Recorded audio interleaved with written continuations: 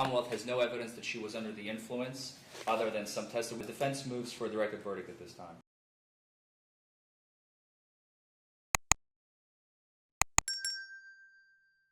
KRS 189A010 subsection 1C, that the defense has made clear prior to their opening statement, once the jury has been sworn, that this is the only subsection they're moving on. They're not moving under B, which actually was the defense expectation, but I'm not going to be doing the prosecution's job for them.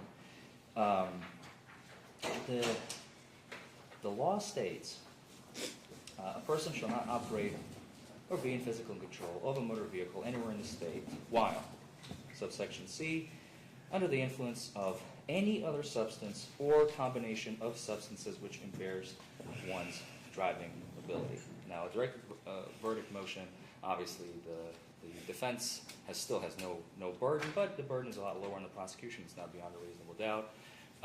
However, the defense has a very strong argument, given the facts of this case. So far, the only evidence that has been put on by the prosecution to the defense's chagrin is nothing but erratic driving, almost chagrin, I should say, nothing but erratic driving, which anyone who is not under the influence could very well, in fact, be. I'm sure that on my way here, I probably touched the line a few times because I was excited and I was nervous. I'm here about to do a jury trial. Was I under the influence? Absolutely not. I was under the influence of excitement, perhaps, which is not against the law. Next, the officer has testified to the fact that she failed his field sobriety tests. That's what he said. He said she stepped off the line a few times. He did not go into detail. The prosecution did not even ask him how he performed the test. What clues did he see or not see? How many clues is it pass or fail? How many clues is it that he was trained under? What he was trained under? When he was trained? Normally it's 40 hours at the academy. We didn't hear that today. We don't know where or when the officer even got. Maybe it was his buddy, the police officer, teaching him how to do these things. So we don't have, the evidence is closed. The Commonwealth's case is closed. They cannot put on any additional proof. With this proof, this is all they have. They have and her admission. The officer said she admitted. I think it was the prosecution who said it first, but then the officer concurred, said yes, she admitted to smoking and shooting methamphetamine prior to something. It wasn't. He didn't say today. He didn't say a week ago. He didn't say a year ago. He simply said prior. And we can replay that portion for the record if the court so wishes. They have provided nothing concrete. No blood evidence because it was refused. The defendant is entitled by the Constitution to refuse a blood test. What do they do? Sacrifice their license for it. They're entitled to say no, which is what she did. They have no blood proof, no evidence, no blood alcohol, no urine, no nothing. No chemical evidence whatsoever.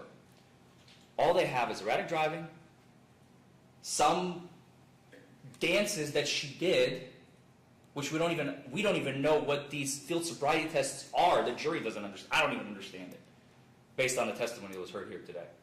I don't think the court understands it, unless obviously prior experiences come into fact. But if we look at this case specifically, there was no explanation. And finally, her admission, and the officer said, and as a matter of fact, I think this is crucial because the defense does not recall the exact verbiage to play back the officer's testimony, because this is crucial. Because the defense recalls that the officer stated Ms. Kindle admitted to shooting and smoking methamphetamine. I remember the word prior. And that is all I recall. And I think this is important for the defense's directed verdict motion, especially because if that is all the evidence says, then the prosecution doesn't even have a scintilla of evidence of beyond a reasonable doubt. Of operation of a motor vehicle under the influence, let alone the threshold of beyond a reasonable doubt. And at that point, the case should be taken from the jury under all circumstances and decided by the court in favor of the defense. So I will not conclude my portion. I'll leave it up to the court because that's all the defense remembers, unfortunately, in all candor, that the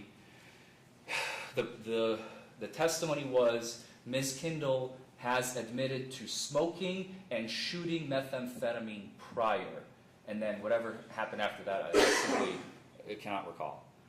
So if the court would entertain, I would like to play that portion back for my own personal clarification as well. We'll play it back for him.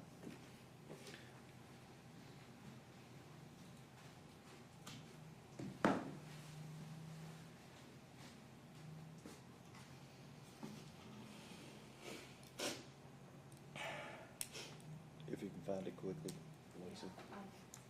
Take your time. We're making you work. We're making you work today, aren't we?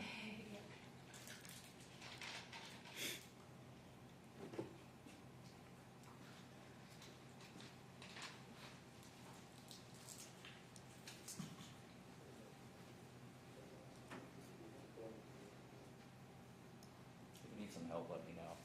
I think I vaguely remember. It should be like after 11:45:00. I can tell you that with certainty. Yeah. Hand up. She listen to me. Anthony. Article. What are you working on, Vic? Transpired. I asked her to step down out of the vehicle after I retrieved her license and insurance and things. When I made contact with her, I noticed that she had glassy, bloodshot eyes and she was acting very erratically. Okay. And based on that, what did you do next?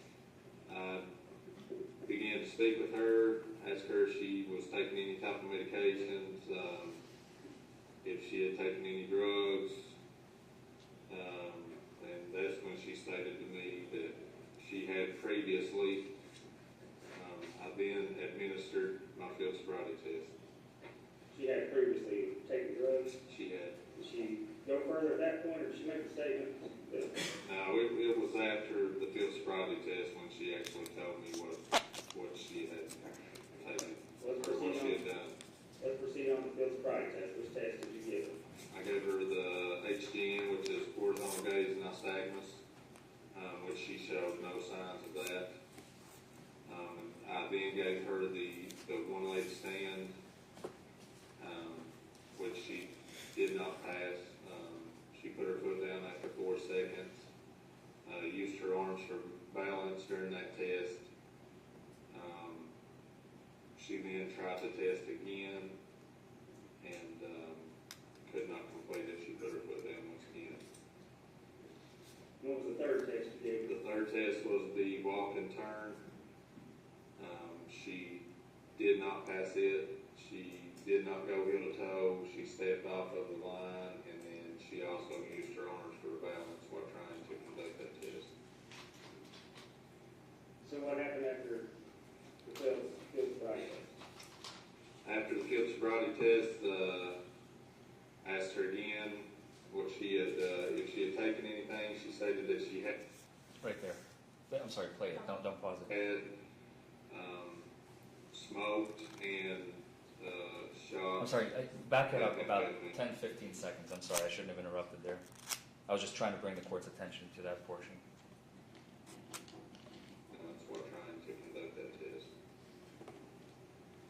So what happened after the field sobriety test? After the field sobriety test, I asked her again what she had, if she had taken anything. She stated that she had smoked and shot methamphetamine prior to driving the 18-wheeler. And at that point, you put her under arrest? I did. You can stop there. So I will draw that portion for the record of the defense's directed verdict motion. But other than that, her admission, the Commonwealth has no evidence that she was under the influence other than some tests. So we don't know what they are even, what they are, as I've already stated. I'm not going to restate my argument. The defense moves for a directed verdict at this time. Mr. Douglas. Because, I'm sorry, the final, my apologies, my train of thought left me. Had the prosecution moved under KRS 189A0101B, the defense would have no argument. Zero argument. I would have probably been up here for 5 seconds and we would have been ready for closing arguments. It's 1B states, a person shall not operate or be in physical control of a motor vehicle anywhere in this state while under the influence of alcohol. Or I'm sorry, there's another section, I apologize. 1E, my apologies. Combined influence of alcohol or any other substance.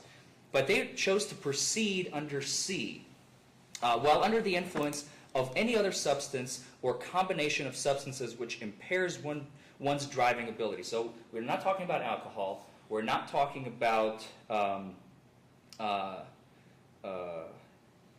anything relating to alcohol. We're simply talking about any other substance or combination of substances. The testimony was that she admitted to smoking and shooting methamphetamine prior to driving the 18-wheeler. I believe, based on his testimony, the citation that he testified to, what he saw, what he heard, what he smelled, does not give the prosecution the ability to move forward. A directed verdict should be granted to the defense and taken from the hands of the jury because there's simply not enough evidence for them to continue on to make a decision based if those are all the facts that we have. Thank you.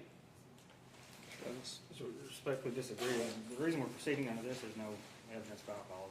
Troopers never stated in the citation or on the stand that he smelled any alcohol, so it's just the methamphetamine that we're concerned with. I disagree with his characterization of the field sobriety test. The officer did go in detail, said she couldn't stand for 4 seconds.